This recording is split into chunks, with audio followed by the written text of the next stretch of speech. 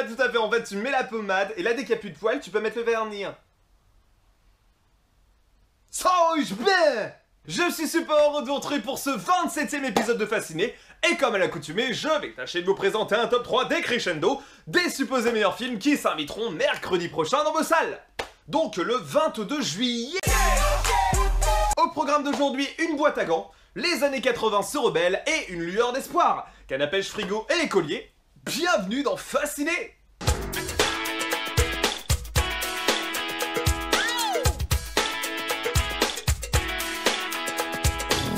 Laissez-moi vous présenter le numéro 1 de la semaine. Enfilez vos plus beaux gants, montez sur le ring et préparez-vous à Arrête ça, putain c'est chiant, ça sert à rien en plus. Image. Baptisé Southpaw et maladroitement traduit chez nous par La Rage au ventre, le tout premier scénario d'Antoine Fuqua voit le jour et il s'offre même le luxe de le réaliser. La distribution de son côté est en or massif, à savoir Rachel McAdams qui brille dans la deuxième saison de True Detective, l'oscarisé Forest Whitaker que nous avons retrouvé dans Taken 3, et pour finir Jake Gyllenhaal que je me lasse de vous présenter. Ce dernier a pour l'occasion pris plus de 7 kg de muscles avant de suivre un entraînement intensif de boxe aux côtés d'un coach particulier. C'est ce que j'appelle s'investir dans un projet. Le tournage a connu son premier clap en juin 2014 à Pittsburgh et Indiana en Pennsylvanie pour une intrigue se déroulant à New York. Pourquoi faire simple si on peut faire compliqué? Côté scénar, nous suivons Billy Hope, le champion du monde de boxe catégorie poids moyen qui mène une vie paisible aux côtés de sa femme et de sa petite fille. Jusqu'au jour où une terrible altercation intervient et ôtera la vie de sa bien-aimée dans un bain de sang et de larmes. Et pour couronner le tout, il perd les pédales et la garde de sa fille. Voilà, histoire d'être ponzaille au fond du trou. Anéanti, il trouve refuge auprès d'un ancien boxeur afin de redécrocher les gants pour prendre une revanche sur la vie.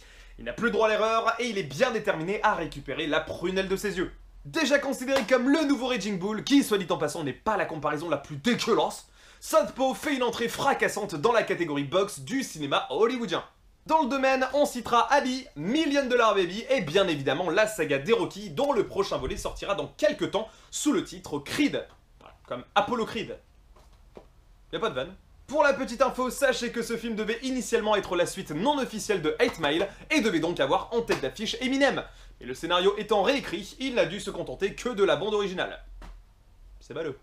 Et donc, pourquoi Southpaw ou La Rage au ventre? Eh bien déjà, dans un premier temps, sachez que beaucoup s'accordent à dire que l'interprétation de Gyllenhaal est l'un des grands crus de 2015. Et preuve à l'appui, le site IMDb lui accorde la note de 8,5 sur 10, parmi plus de 1000 votes. C'est déjà super rassurant. Turlututu. Et d'autre part, son réalisateur Antoine Fuqua nous a déjà prouvé à maintes reprises ses qualités de créatif. En témoigne la série Sons of Anarchy qui a rencontré un franc succès. Donc j'espère que ce film sera au niveau. Je crois que la roue tourne à tourner, c'est le maintenant-ci.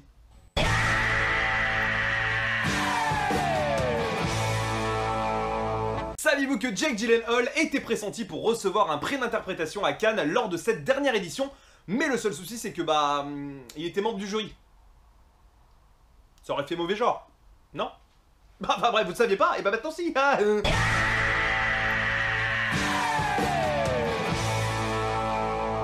Allez, on quitte violemment le registre pour se tourner vers un film complètement barré, avec du budget, mais qui risque de ne pas beaucoup parler à la génération post-90. Mais bon, tentons le coup, et ce sera notre numéro 2.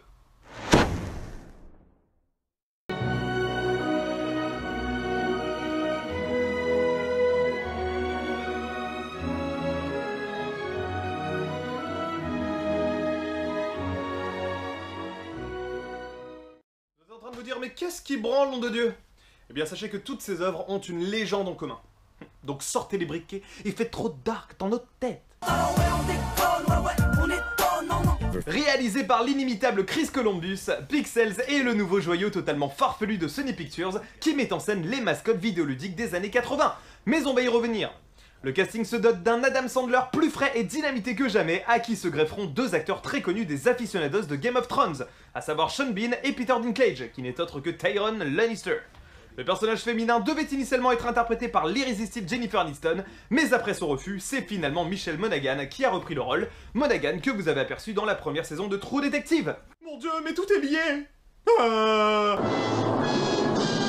Côté scénar, nous sommes bel et bien à notre décennie et nous suivons une bande de joyeux lurons considérés comme les nerds d'antan.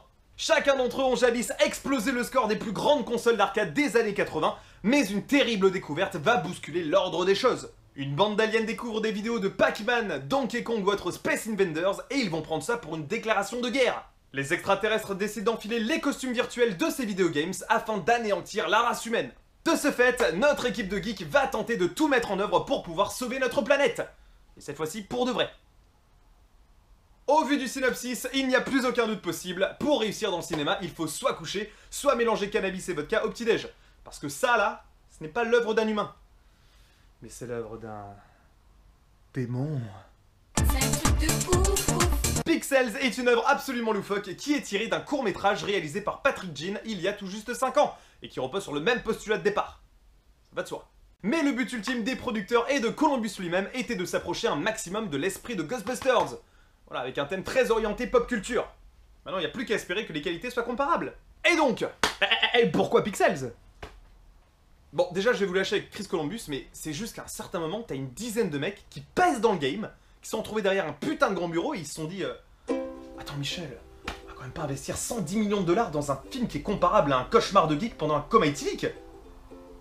Oh bah si. Ça pèse, frère. Ça, c'est du cinéma. Et puis, merde, enfin, je veux dire, c'est le rêve de tout gamin qui a tenu ne serait-ce qu'une seule fois une manette entre les mains. Un crossover entre la réalité et le virtuel. Voir débarquer dans son propre monde le héros qu'il fait tant rêver. Comme ça a pu être le cas dans Last Action Hero. Mais c'est pas un concept qui a été fumé trop de fois au cinéma, quoi. Donc ça peut être vraiment cool. Mais bref, tout de suite, le maintenant si.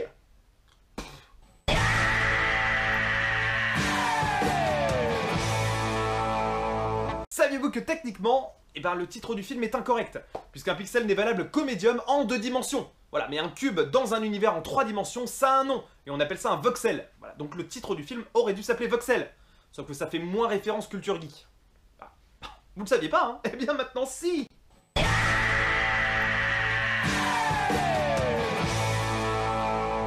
Et tout de suite, place à la médaille de bronze de notre top. Ça faisait un petit bout de temps que notre trio hebdomadaire n'était pas 100% hollywoodien. Et quelque part, je trouve ça dommage parce que c'est quand même toujours cool de pouvoir aller explorer d'autres horizons, avoir une poésie assez différente, une texture, une couleur qui change et qui bouscule nos émotions et nous remet un... Non, je déconne, je m'en bats les couilles. While We're Young est une comédie dramatique de Noah Baumbach, un réalisateur qui a entre autres scénarisé le 3e volet de Madagascar ou encore l'excellent fantastique Mr. Fox, que je vous recommande chaudement. Nous aurons la chance d'y voir 2 quasi-légendes du cinéma, à savoir Mr. Ben Stiller ou encore la belle Naomi Watts, qui n'aura plus son gorille pour la protéger. Présenté en avant-première lors du festival de Toronto l'année dernière, ce film a reçu près de 84% d'avis positifs sur Rotten Tomatoes, étant sorti le 10 avril outre-Atlantique. Pour des raisons d'orientation artistique et de cohérence sociale, le film s'est essentiellement tourné à Brooklyn ainsi que Manhattan, un New York qui est déjà passé dans l'objectif de Baumbach dans ses précédentes œuvres. Côté scénar, nous suivons Josh et Cornelia, un couple de 40 ans qui n'a malheureusement jamais eu d'enfant mais qui le prend avec une certaine philosophie. Josh est en plein montage de son dernier documentaire, mais l'inspiration lui manque et une panne de créativité ne se fait pas attendre. Heureusement, un événement va bouleverser leur quotidien. Ils vont rencontrer Jamie et Darby, un couple plus frais, plus branché, mais surtout plus jeune de 2 décennies, ce qui représenterait une véritable bouffée d'oxygène pour nos quarantenaires. Alors là, ça devient intéressant. Bon, ça en barbera plus d'un, mais ça en éveillera bien d'autres. Pourquoi sommes-nous là? Qu'avons-nous fait de remarquable? Et surtout, qui se souviendra de nous? Autant de questions à la fois existentielles et primordiales qui régissent notre raison d'être. Et ce film tente d'y apporter un regard divertissant sans tenter de prendre parti. Ce registre cinématographique est particulièrement subtil et se rapproche d'un univers que j'aime beaucoup, tant par ce qu'il ose que ce qu'il est intrinsèquement, le cinéma de Woody Allen. Et donc, pourquoi While We're Young?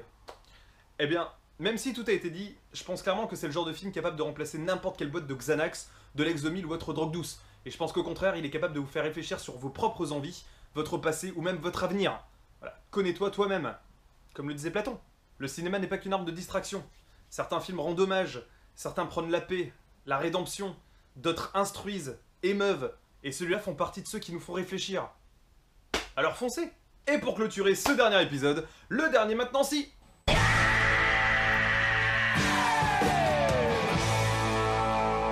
Saviez-vous qu'initialement c'est James Franco et Cate Blanchett qui devaient tenir les rôles principaux, mais comme le veut la coutume, eh bien leur emploi du temps en a décidé autrement.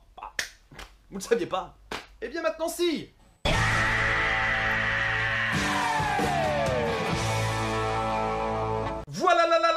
Queen. Merci à vous d'avoir suivi cette chronique. J'espère vous avoir donné l'envie d'aller voir au moins l'un de ces 3 films.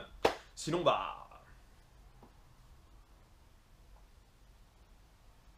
bisous, bisous, bisous, portez-vous bien, ciao. Et rendez-vous dans les salles obscures. J'espère que ces films vont vous fasciner.